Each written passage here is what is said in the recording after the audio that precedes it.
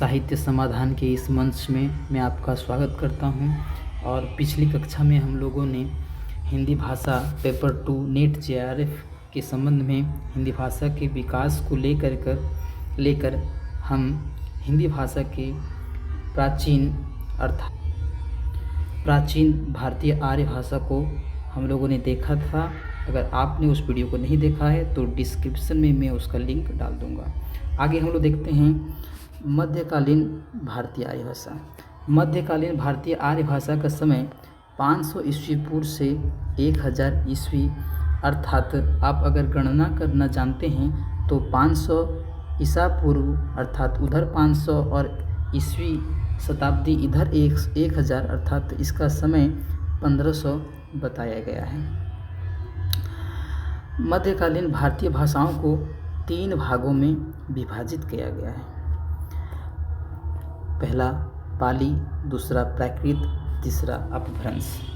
अगर हम बात करें तो पाली को प्रथम प्राकृत के नाम से भी जाना जाता है तथा प्राकृत स्वयं द्वितीय प्राकृत तथा अपभ्रंश को तृतीय प्राकृत के नाम से जाना जाता है। पाली का समय अगर देखें तो 500 ईस्वी पूर्व से 1 ईस्वी पूर्व तक बताया गया है। प्राकृत का समय ठीक उसका आगे 1 ईस्वी से 500 ईस्वी तक बताया गया है तथा अपभ्रंश का समय 500 ईस्वी से 1000 ईस्वी तक बताया गया है। आप थोड़ा इस ईस्वी को थोड़ा सा अच्छे से याद रखिए क्योंकि बहुत ही आसान है।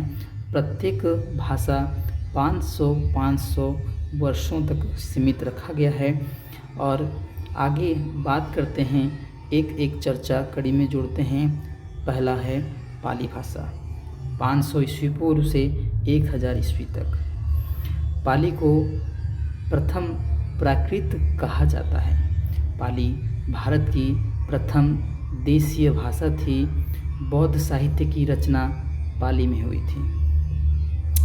बौद्ध साहित्य आप जानते होंगे, बौद्ध साहित्य में त्रिपिटक, तीनों पिटकों को त्रिपिटक कहा गया, जो है इस प्रकार से सुत्त पिटक, विनय पिटक, अभिधम्म पिटक, और इनकी रचना पाली में हुई है।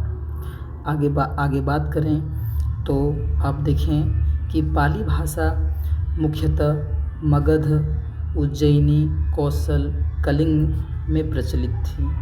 पाली को मुख्यतः मध्य प्रदेश की बोली माना जाता है।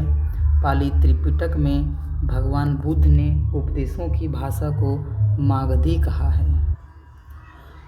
और इस प्रकार से पाली में जो रचित ग्रंथ हैं वो हैं मिलिंद पन्हो, इनका लेखक नागसेन है। दूसरा दीपवंश, ये अज्ञात हैं, पता नहीं है। महावंश, भदंत महामाया, अष्टकथा, बुद्ध घोष।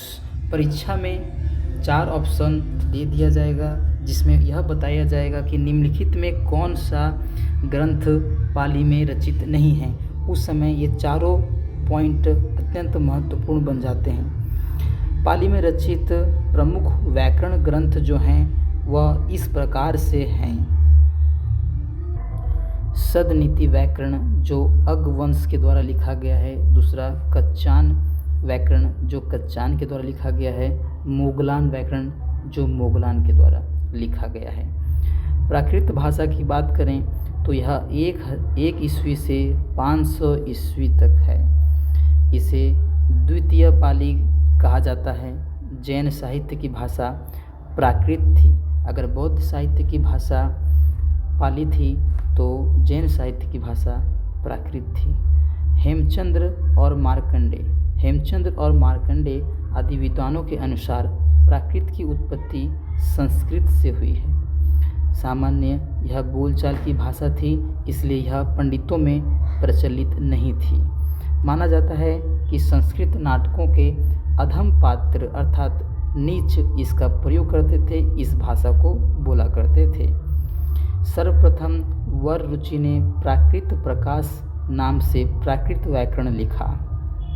हेमचंद्र ने प्राकृत व्याकरण नाम से प्राकृत व्याकरण लिखा। इन्हें प्राकृत का पाणिनि कहा जाता है। हेमचंद्र को प्राकृत का पाणिनि कहा जाता है। साथ ही आप यहाँ ध्यान दीजिएगा, प्राकृत प्रकाश और प्राकृत व्याकरण, प्राकृत प्रकाश वर रुचि के द्वारा तथा प्राकृत व्याकरण हेमचंद्र के द्वारा लिखा गया है। प्राकृत के भेद करें तो वर रुचि ने कहा है कि इसके 4 भेद हैं, हेमचंद्र ने कहा 3 हैं, भरत मुनि जी ने कहा 7 है। ऐतिहासिक दृष्टि से बात करें तो प्राकृत के 5 भेद स्वीकार किए गए हैं।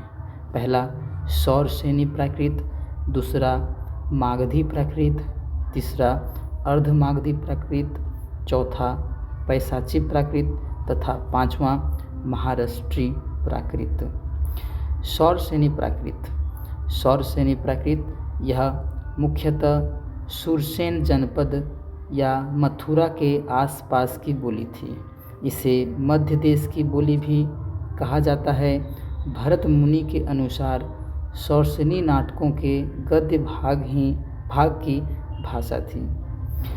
दिगंबर जैनाचार्यों ने अपने महाकाव्य सौरसेनी में ही लिखे थे, अर्थात दिगंबर जैनाचार्य जो थे वो अपना जितने भी महाकाव्य लिखे उनकी भाषा सौरसेनी थी।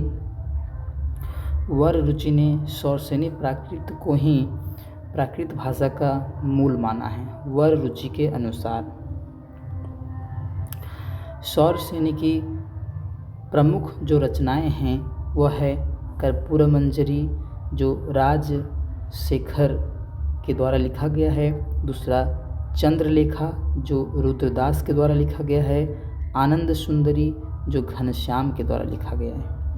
इसी प्रकार से मागधी प्राकृत की अगर बात करें तो यह दक्षिण बिहार या मगध की भाषा थी। मार्कंडेय ने मागधी की उत्पत्ति सौरसेनी से मानी है। पाली त्रिपिटक में महात्मा बुद्ध के उपदेशों की भाषा को मागधी कहा गया है।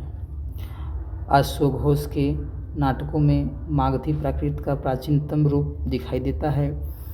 मागधी प्राकृत में र का उच्चारण ल तथा तालिब स, मूर्धन्य स, दंत स के स्थान पर केवल तालिब स का प्रयोग होता था। मागधी प्राकृत के 3 रूप दिखाई देते हैं, साकारी, चांडाली और साबरी। भरत मुनि के अनुसार मागधी अंतपुर के अश्वपालों व नौकरों की भाषा थी। अर्धमागधी प्राकृत की बात करें तो जॉर्ज ग्रियर्सन के अनुसार अर्धमागधी मध्य देश अर्थात सुरसेन या मथुरा तथा मगध के मध्यवर्ती देश अर्थात कौशल या अयोध्या की भाषा थी।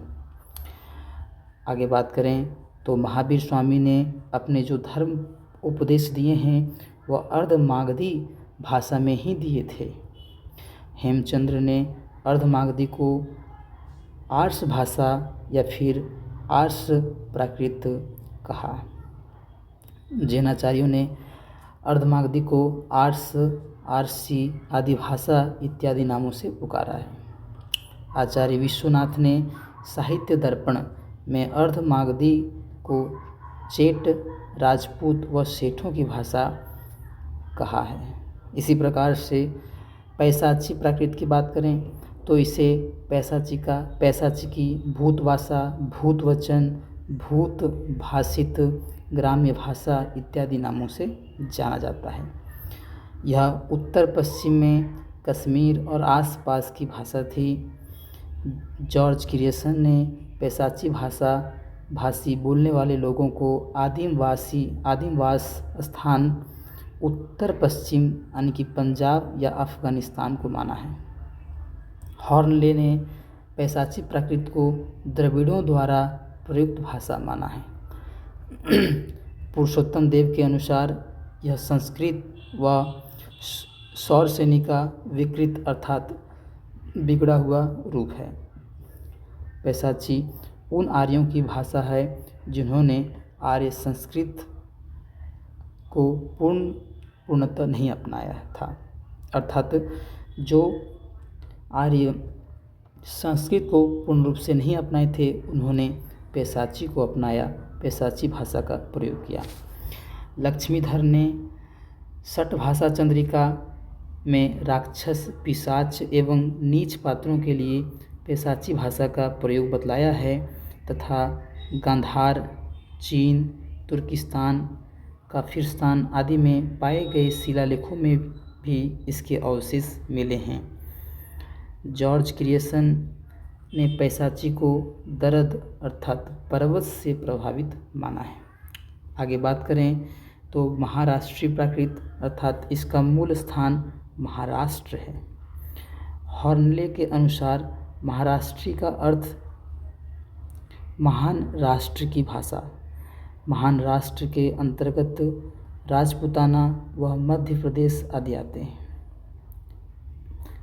प्राकृत व्याकरण अर्थात व्याकरण के ज्ञाता को व्याकरण ने महाराष्ट्री को आदर्श, परिनिष्ठित और मानक प्राकृत माना है। आचार्य दंडी ने काव्यदर्श में महाराष्ट्री को सर्वोत्कृष्ट प्राकृत भाषा बताया है। संस्कृत नाटकों में प्राकृत पद्य रचना प्राय महाराष्ट्री में हुई थी। कालिदास और हर्ष ने अपने नाटकों के गीत इसी भाषा में लिखे हैं। जॉर्ज ग्रियर्सन ने मराठी की उत्पत्ति महाराष्ट्री प्राकृत से ही माना है। आप मराठी भाषा जो प्रचलित है वह महाराष्ट्री प्राकृत से ही माना गया है, किनके अनुसार? जॉर्ज ग्रियर्सन के अनुसार। आगे देखें आप तो अवंती और वाहलिक दोनों भाषाएं महाराष्ट्री के अंतर्गत ही आती हैं, एक अवंती और दूसरा वाहलिक। धन्यवाद दोस्तों। अब आगे का चर्चा हम अगली क्लास में करेंगे। आज मध्यकालीन भारतीय आर्य भाषा में इतना ही, और इसी प्रकार से आप बने रहिए। चैनल को लाइक सब्सक्राइब करें ताकि आगे आप नीट जेआरएफ के अन्य पेपर 2 से संबंधित सभी नोट्स हैंड रिटन प्राप्त कर सकें। धन्यवाद।